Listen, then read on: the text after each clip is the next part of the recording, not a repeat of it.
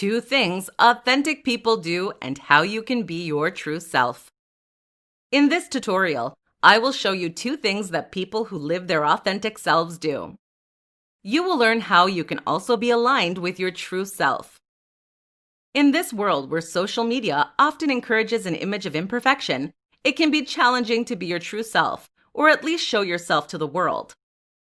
While those who live an authentic life tend to be happier and have more success in life, it is by far more difficult to do than it seems.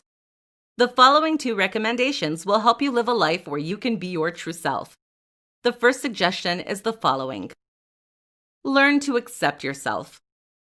It is something that we often hear, but what does it mean in practical ways? Accepting yourself is being able to look at yourself in the mirror and see who you truly are.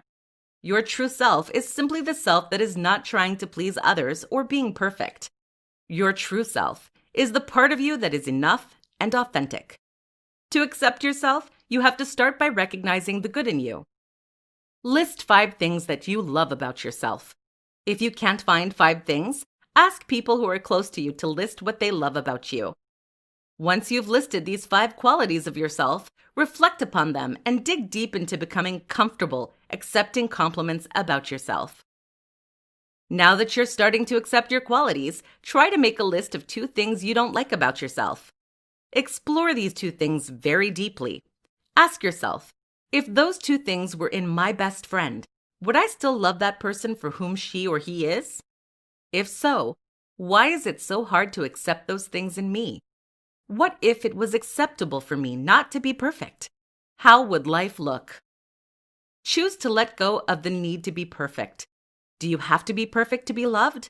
What if loving yourself meant that it was merely accepting yourself for who you are, flaws and all? Learn to listen to yourself.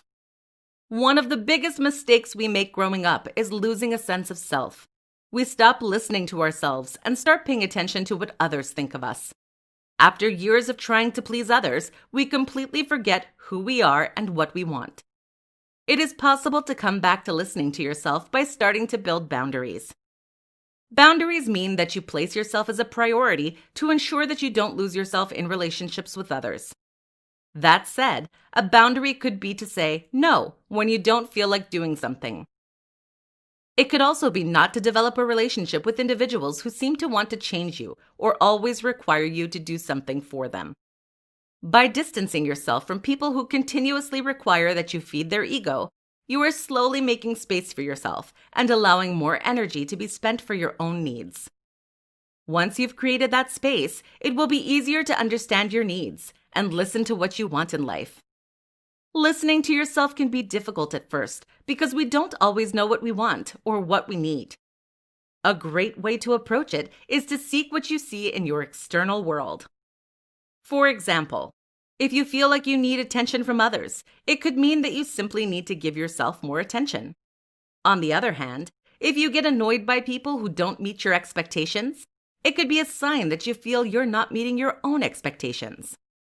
Debbie Ford once said, "The world mirrors yourself back to you. If you love, nourish, and appreciate yourself internally, it will show up in your external life.